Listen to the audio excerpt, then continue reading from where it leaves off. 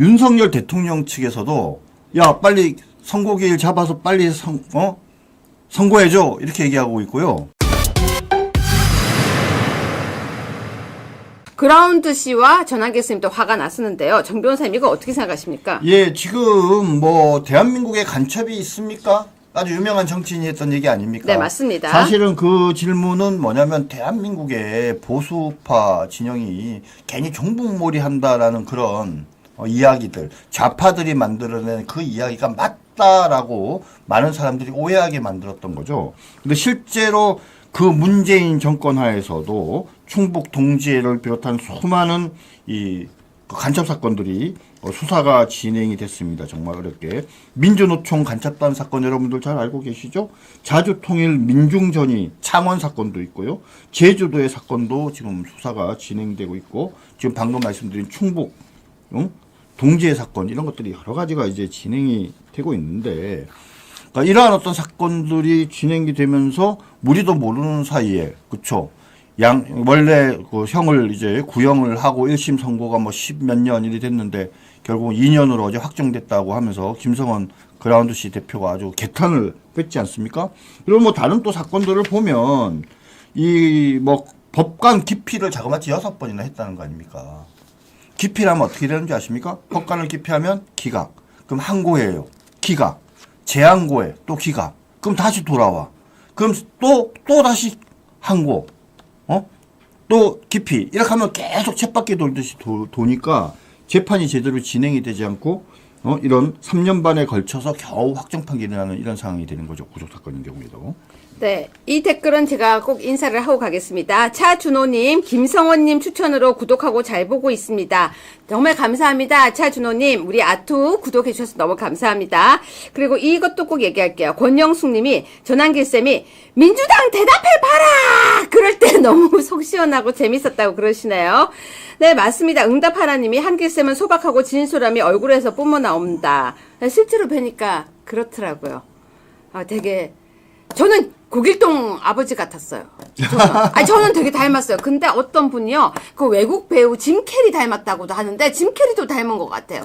이제 실제로 보니까 정말 솔직한 그런 얼굴이었습니다. 자, 정준길 변호사님이 지금 친북 조직 확정 판결 이야기해 주셨는데, 간첩죄가 무죄였다는 얘기를 보면서 저도 되게 화가 났었습니다.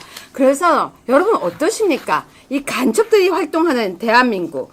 너무 기가 막히고요. 2년밖에 안 나왔다는 것도 화가 납니다. 3번입니다.